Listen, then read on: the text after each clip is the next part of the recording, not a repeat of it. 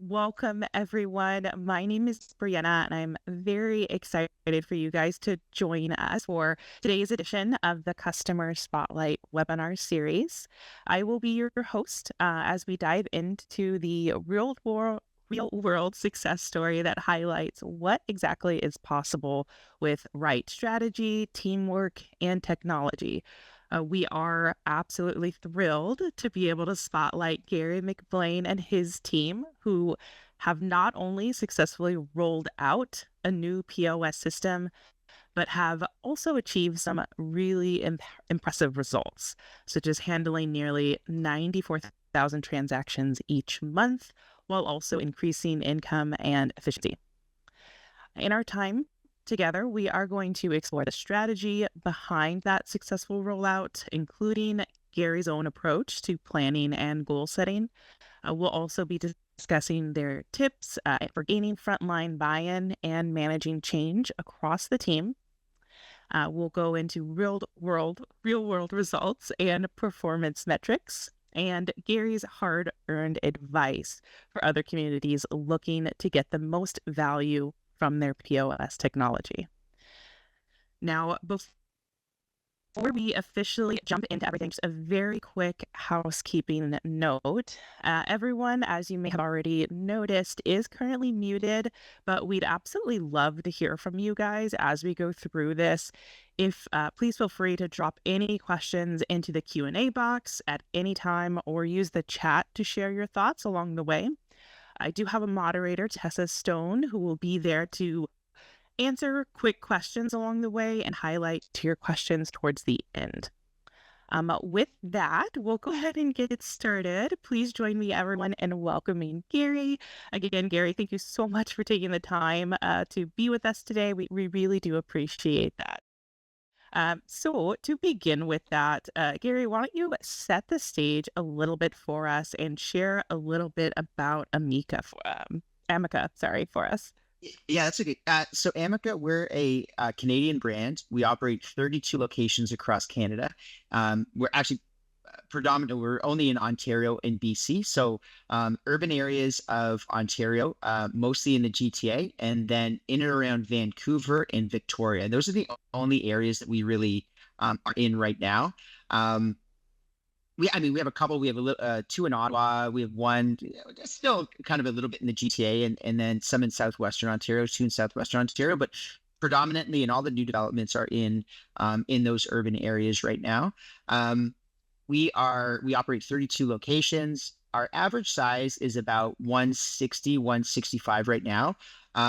Majority of our new developments are in that 230 to 250 range. And we're continuum of care. So I think a lot of people on the line might know it as a CCRC. So we have independent living, we have some townhouses, not very many, independent living, assisted living, and memory care. And so we skew to the higher end of care. Our average age is about 88, and we have about 15 new developments in the pipeline. And when it comes to food service, we are, majority of the food is included. So everyone's on a 3 meal a day plan. We include a glass of wine with dinner. So there's not a lot of extra billables, right? Which, we'll talk a little bit about why we went with a POS system, because people are like, oh, why did you go with that if you're just, dishing your food out? But we can talk a little bit about that in the background. And then we are more of a premium provider in the marketplace where we're in right now. And so probably one of the reasons why we're in those more urban environments is just the premiumness of it. And majority of our new buildings are, more land acquisition, where we're buying 4 or 5 or 6 lots in a great neighborhood to be able to put up some of the new buildings. So that's what we do. Excellent. Thank you. You mentioned, we're getting into why you moved to the POS system, but could you share a little bit as well of what specific POS solutions or hardware you do currently have in your operation and when they were implemented? All right. Yeah. So we started looking at it. we've been kind of on it for a little bit, and we didn't really find a great solution. And a number of our locations, when they were built, they had a POS system, and it could be like a restaurant, POS system that was put in by a consultant or whatnot. So we probably had about 5 or 6 different POS systems. Out of those, only 1 or 2 was actually even used, and they were really just to transmit the orders from the dining room to the kitchen. So they didn't have residents' names, they didn't have their likes, their dislikes. There was no other information because it all had to be updated manually. And so we went out with an RFP in early 2023. And, we love the offering from Meal Suite for a number of reasons that we can talk about in a little bit. And so we did a pilot at one location at the end of 2023. Then we put it in a new location that opened up in Whitby in early 2024. And then at the end of, and that was just the pilot to see if our business goals would be met.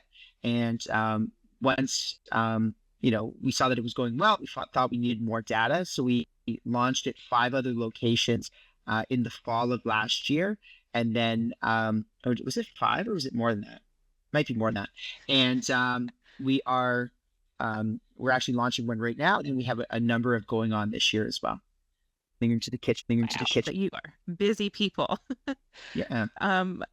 So were there any specific challenges or goals that you had that made you decide to implement your POS system? Oh yeah, and sorry, I didn't answer your full question. So Okay.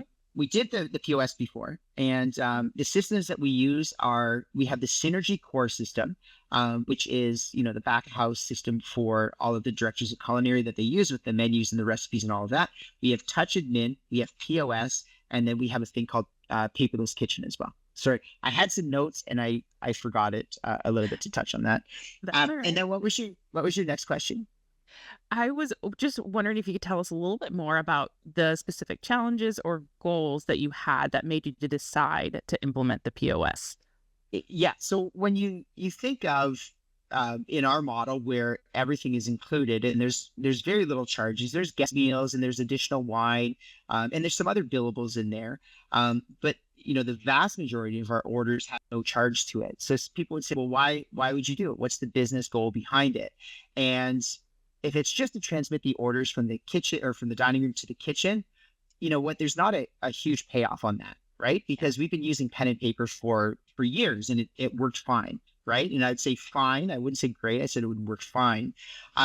When we started looking at the POS, we looked at it for a number of different things. And so the first one was efficiency and data. And do you remember the movie Twister? Of course, if you're from Texas, you have to know Twister, right? Like Yes, the good one, lived on it. the good one from 1996 with Bill Paxton and Helen Hunt and Philip Seymour Hoffman.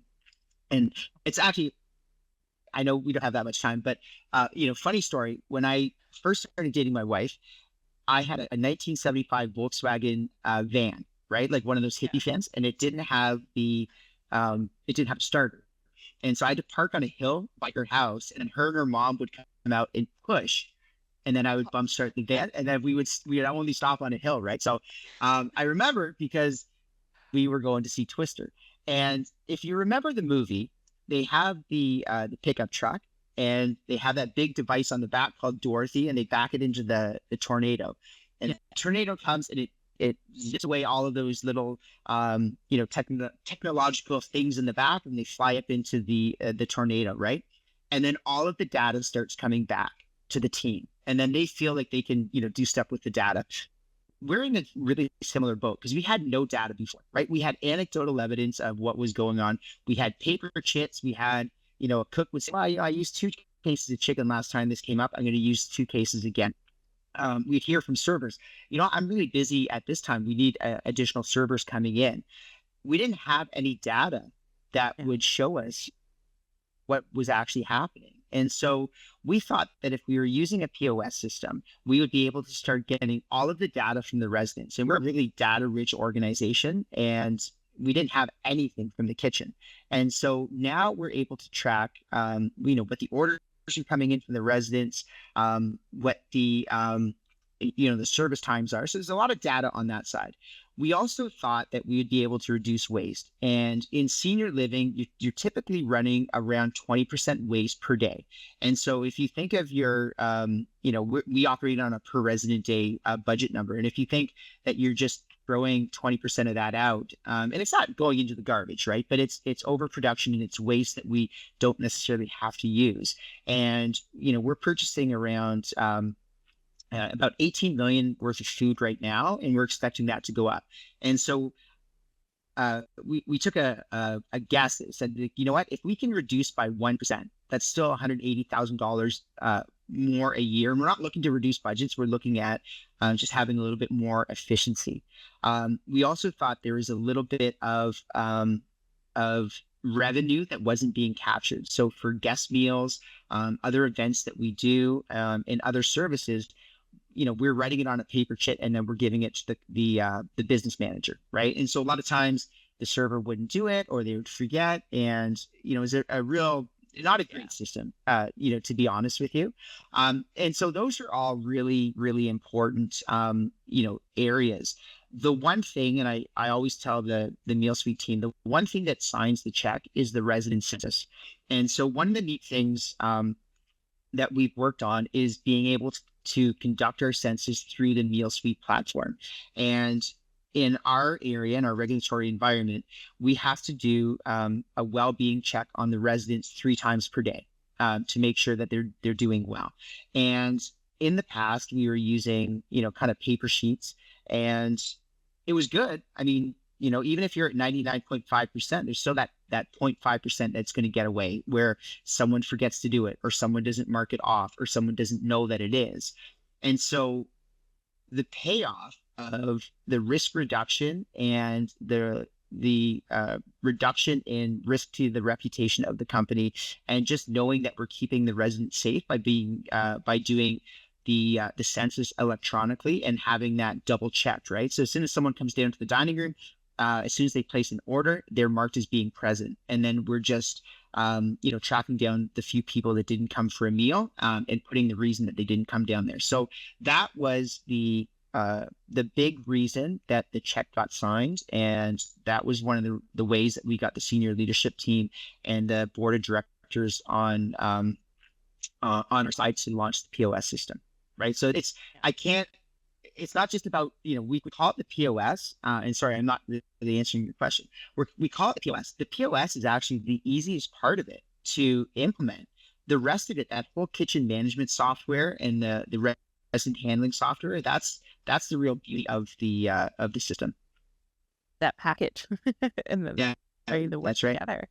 Fantastic. You did answer the question. You also helped move into one of the next questions, which was why you chose Meal Suite POS over your other options. It sounds like that census and the way it interacts with the other parts of the software might have been a part of that reason. Is that right? Well, yes, for sure. And what I talked about before is, we had a number of different systems. A lot of them were restaurant style systems. And, you can see there's more and more vendors going into the senior living space, which I think is great. Any publicity in the senior living space is good publicity. And any, innovations that they can do is great. And I think it moves the industry along.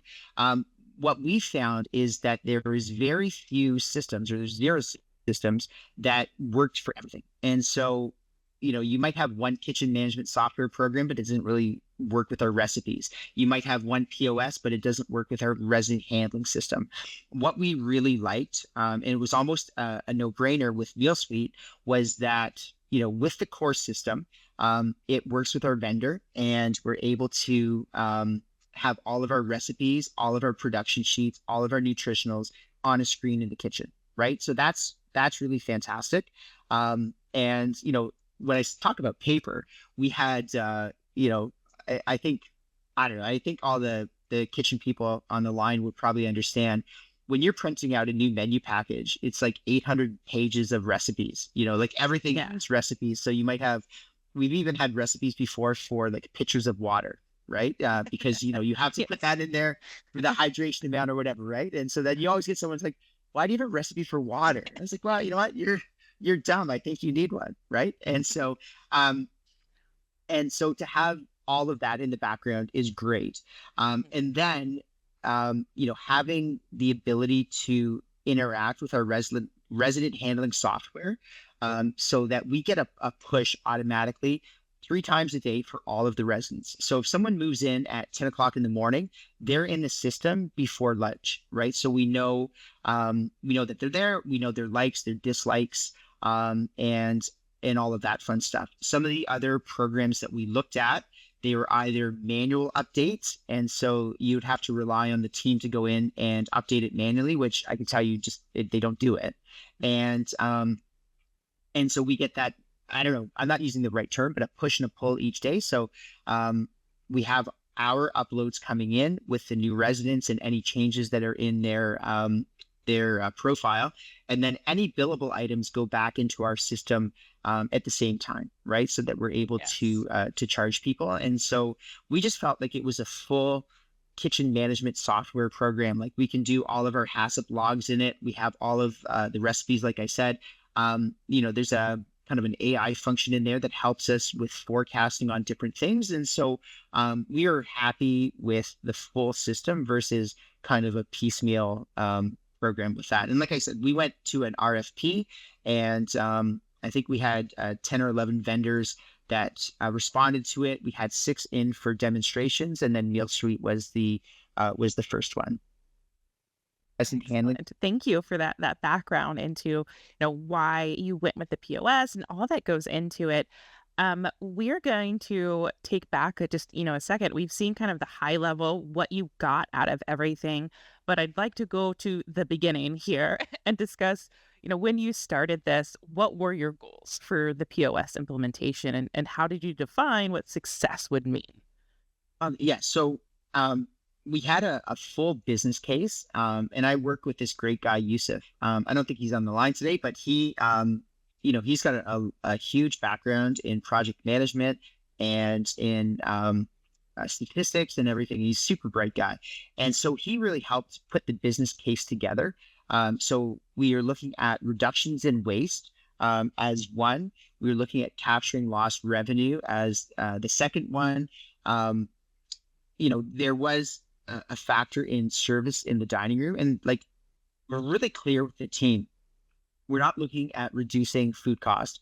We're not looking at reducing labor. We're looking at being more efficient with what we have. And so, what we know that makes residents happy is more time that they can get with the servers. And so Yeah. if they can spend more time in the dining room with the resident, so they're not walking, the 60 or 70 feet back to the kitchen with their ordered shit, if they can transmit that electronically into the kitchen, it's handling. And then we talked about capturing lost revenue, and then also the census piece. That was the big one, right? So those were our goals. We had different metrics with that, and throughout the pilot process, we had different measurements, throughout. So just looking at reduction in waste, we did a waste audit prior to using Meal Suite, and then we did a waste audit after it, and just looking for any improvements on that. We had data on billables so that we could see whether there was increases in guest meals and other revenue coming in that way. So those were and then we had milestones because the census wasn't completely ready when we did the pilots. I think it was later in kind of early last fall when we started going to like the 3rd and 4th and 5th residences. And so there was a milestone of getting that done. And then we also had milestones for connectivity with our resident handling software. And what we ended up doing was having someone on our team built almost like a go-between of our resident handling software. We didn't want to have a module for every single system. So now we have something that gets exported off of that, and we can send that wherever we want. I'm probably not explaining it correctly. I'm more of a cook than an IT expert, but Beautiful.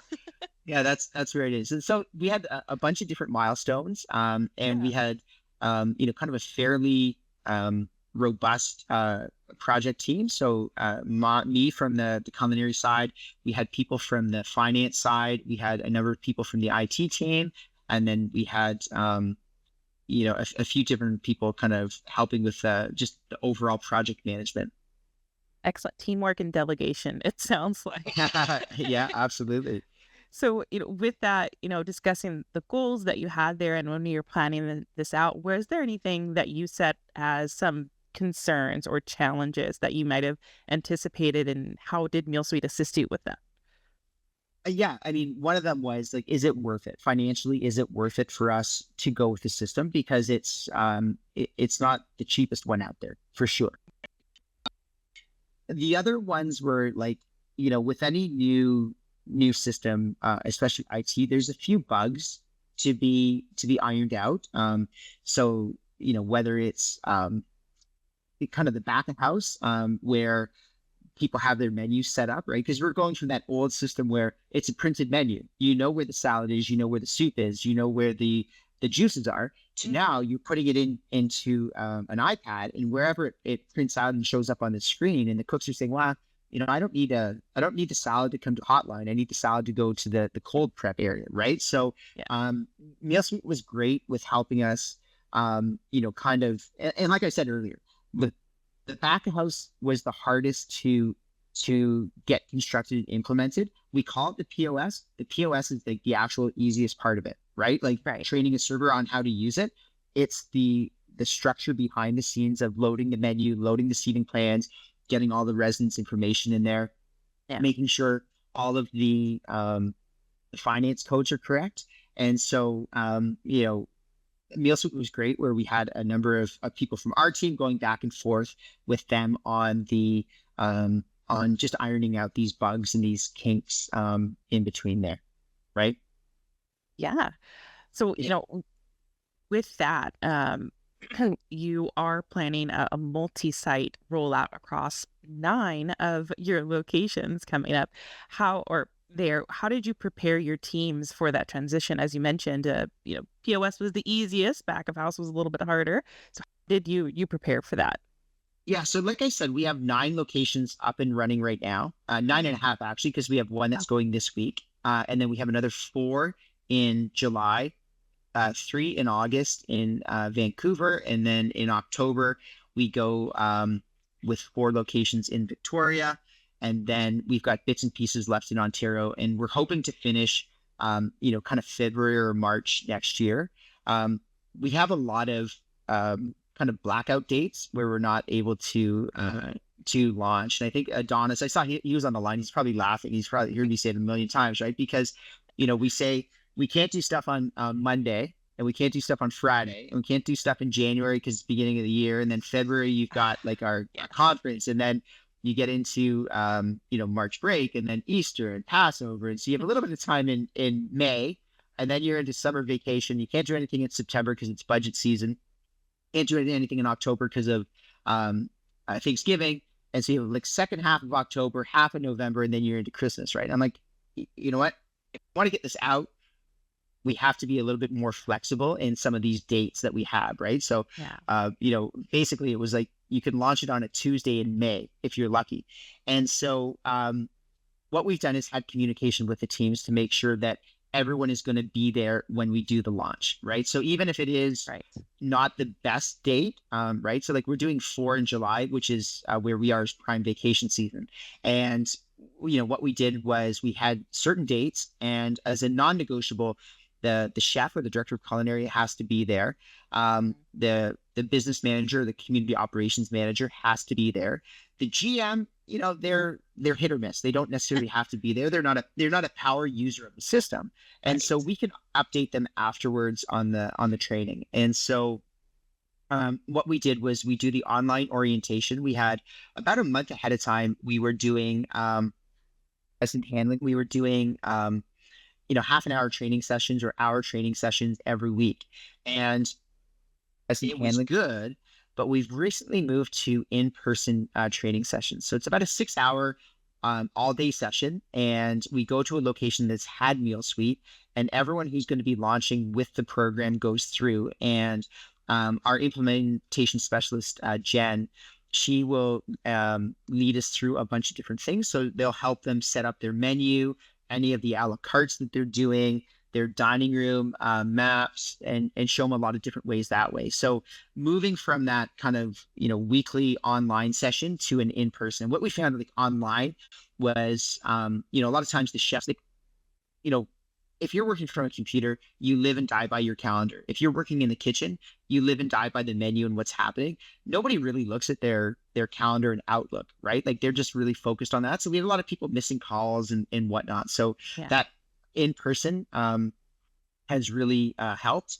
And then having the meal suite team just double check to make sure that everything is there and that the teams are comfortable with it, especially on those one-time setup things. Mhm. And we set the launch date where it's usually 3 or 4 days, and we have 1 or 2 meal suite people on site for the launch and making sure that everything's going smooth. And like with anything, I've done a fair bit of change management over my career.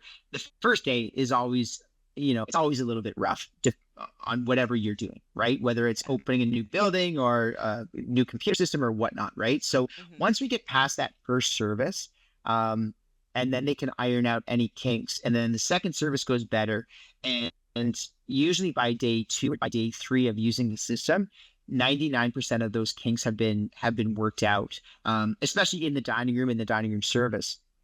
We have follow-up calls for 3 or 4 weeks afterwards to address any issues that are with that. And a majority of those come in through the office manager, or the community operations manager, to like just really around like things like billables, moving residents in and out, census, tiny things like that. And Mhm. so, the first week we might have 8 items that come up. The second week it's down to 3. The third week it might be 1 or 2, and then usually on the fourth week we're able to eliminate those. So yeah, fairly, it's been a really good implementation so far. Excellent. And that was, great insight into how to prepare your staff for this transition. And you mentioned earlier, one of the key things that was really important was more time with your servers, with the residents.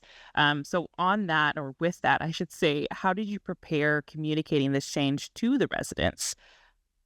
Yeah, so the frontline team members, not everyone is great at change. And the younger generation needs to pick up, technology and screens a little bit faster, right? Because they're used to Yeah. doing it all the time. We have some longer tenured team members who are maybe less likely or less willing to change. And so we just bring them along a little bit slower. Um, but it is a non-negotiable, right? Like you can't go back to the paper. It's if you don't like it, you can't use the paper.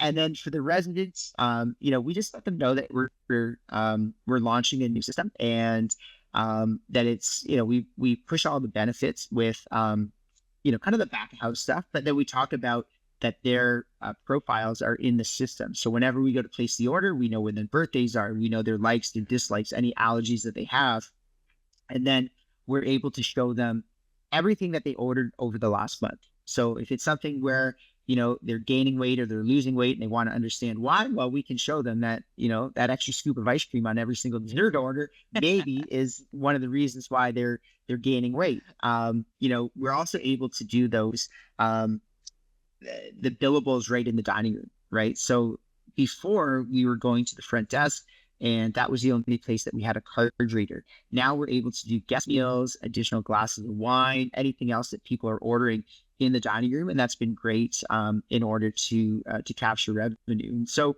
the residents have, they've seen a benefit. We talk a little bit about quicker order times, more accuracy, all of that, and to them it hasn't been a huge change to them at all. That is very good to hear. I know one of the biggest things here at Meal Saver, one of our sayings actually, is that we want to deliver smiles and satisfaction. So it's good to hear that that is being upkept with Mhm. this new launch. Now, Yeah. you have also recently shared that your team did find ways to capture revenue that was previously slipping through the cracks. while also increasing that resident satisfaction. So, can you walk us through what that looked like and how you identified what those opportunities were? Yeah, it was, we started in November, middle end of November 2023 at our location in White Rock, which is just south of Vancouver and just north of the Washington border, actually. And, we had a call with them early January to see how things were going. They'd been using the system. And then, as it came out, they're like, I think we need more staff because look how many guest meals we're doing versus the previous year. And handling. As we dug in a little bit deeper, what we found was they weren't doing any more guest meals than what they were doing before, right? So we talked to some servers, we saw the cooks and everything, and they're like, no, it's pretty standard. But the as in handling the extra guest meals that were now being charged in were significant, right? So Mhm. I think you said something like 127%. It was significantly more coming in. And we've seen that at a number of different locations where, extra glasses of wine, things from the Mhm. bar, guest meals, has been really, we're capturing a lot more revenue, enough that it's making people notice, which is really great. The other thing is that we're able to do a lot more internal transfers as well now. And so when we're doing group events at one of our residences, we can either pay with our credit card for guest meals and staff meals for these events, and we can do reallocations through there for different departments. And so our food costs are improving with that at a number of locations, which is great. Yeah, it's been really well. I think one of the other things too I was going to touch on too is with staff meals. I think prior, we're going to the front desk and we're buying a meal ticket, which is right out of the 1980s, and so now they're able to order from a server and they're able to pay for the guest meal with their debit card right at the machine. And so we're getting away from cash. Right? So we're a fully cashless building now. And we're just capturing a lot of different revenue coming in. And like I said, it's not to reduce food costs or anything like that. It's just to make sure that what we budget for the residents handling gets the residents and it's not going into other places. Resident handling. Yeah, that's a great point. And, it leads really well into one of the next questions we wanted to talk about. We will discover that on average, each of your locations are processing over 10,400 POS transactions every month. What kind of insights did that help you gain from that data, and how did it help you make more decisions across your operations? Yeah, we've been really surprised at the amount of data coming in, and we haven't got around to processing all of it. But what we're seeing so far is like trends on what people are eating and what they're not eating, which is great. Yeah. So it's able to help us forecast the amount of food, which is the most important, right? Making sure that we're ordering effectively and that we're not running out of stuff, but we're not overproducing.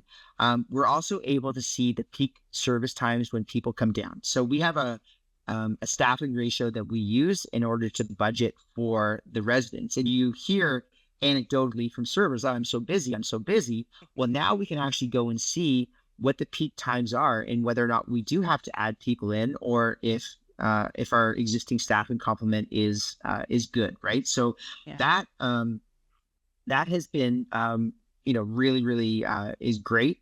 We're also able to, like I said earlier, we're able to pull up everything the residents have been ordering, so if there are issues with any of their diets, we can go back and we can see. If we hear from the residents like, oh, all you ever have on the menu is chicken, you go, well, you know what, you ordered it 27 out of 29 days last month, maybe that's why we're putting it on, right? It's the one of the top proteins. And so there's a lot of information that way. We also love, to be able to look at the service times in the dining room. And so, that is, one of the things that's really important to residents and their family members is that it's not taking too long for the meals to come out to the residents.